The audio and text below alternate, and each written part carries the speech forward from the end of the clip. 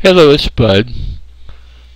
Let's talk about how I made my pierced carving. What I'm going to do is use the carving that I made of Jesus in the doorway to show you how I did it and what else I did after I made my pierced carving that makes this pattern a very viable tool. Okay, I brought up Designer. I'm going to get Jesus and bring him in here. He's in the doorway. First thing I want to do in my case is rotate this thing 90 degrees, and then I'm going to resize it just a hair. Okay, I've got it resized. Now I'm going to draw a rectangle around this, and this rectangle could be oval, whatever fits around my pattern, because it's going to be how I'm going to set up my carving, my pierced carving. I like doing this rather than doing a cutout with the 1/8 inch cutting bit. It takes a little longer, but to me it's a lot better process. Okay, this is just so you can see what's going on. I'm making a carve area. I'm going to click on Pierced Carving, which automatically takes it to the bottom of the board. This is 3/4 inch board. Okay, now what I want to do is I'm going to click on the line segment, and I'm going to draw tabs wherever I want them. Each time click on the line segment, and I'm just going to put tabs all around this thing. I'm just going to put a few of them so you get the idea. Okay, now if I click on all of the line segments over here on the carving list, my place tabs activates.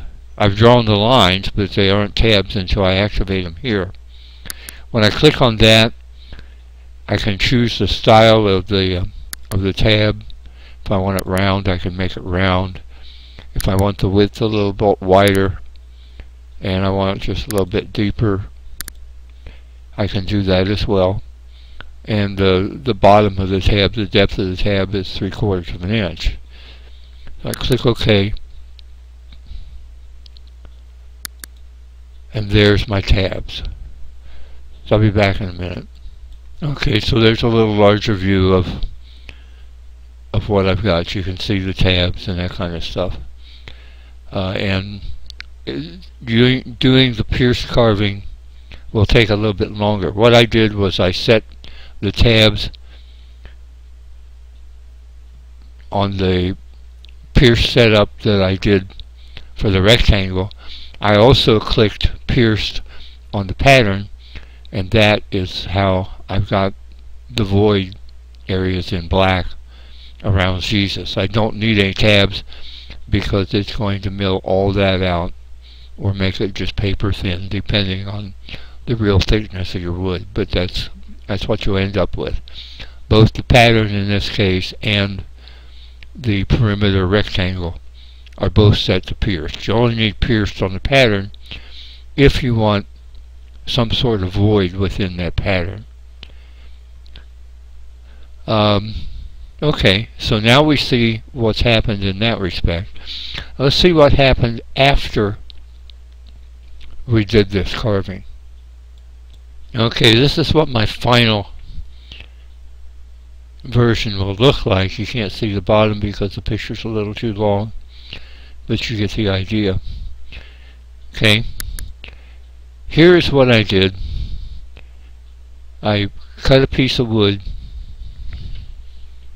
In this case I used particle board, like 1/8 inch, and I made it larger than what the opening is, and I just made a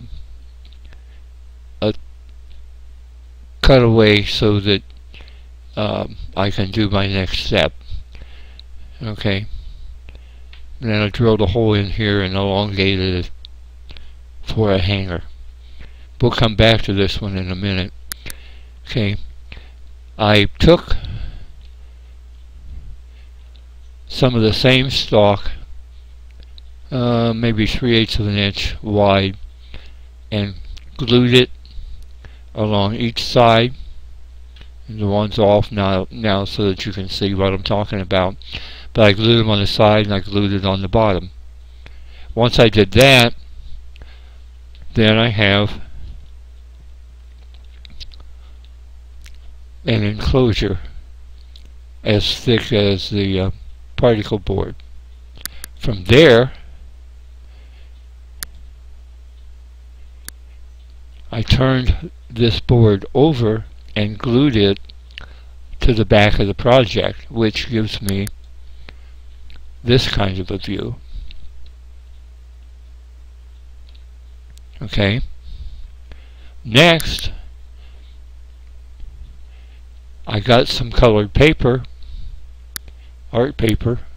Whoops, I didn't want to do that.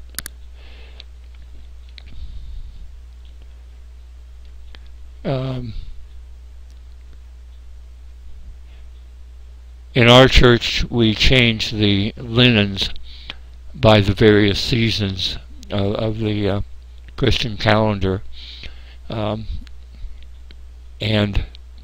what I was doing was looking at this as something that could hang in a church or in a member's house if they were wanting to keep up with the liturgical colors. They can do it. Okay? So next,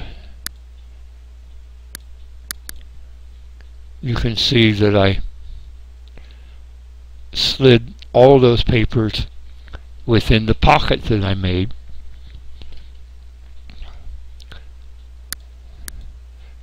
And that gives me my finished product from that standpoint. It's a little out of kilter as far as the way I'm talking, because I'm trying to manipulate things at the same time. So just, I apologize that it's a little jumpy. But this is how I did a pierced carving, and I thought it would help you understand what happens and how you can apply this. The backing could be wood, it could be another carving, and you are gluing one carving on top of another, but in this case I was after the ability to be able to change the colors of what shows up in the void. So I hope you enjoyed the lesson.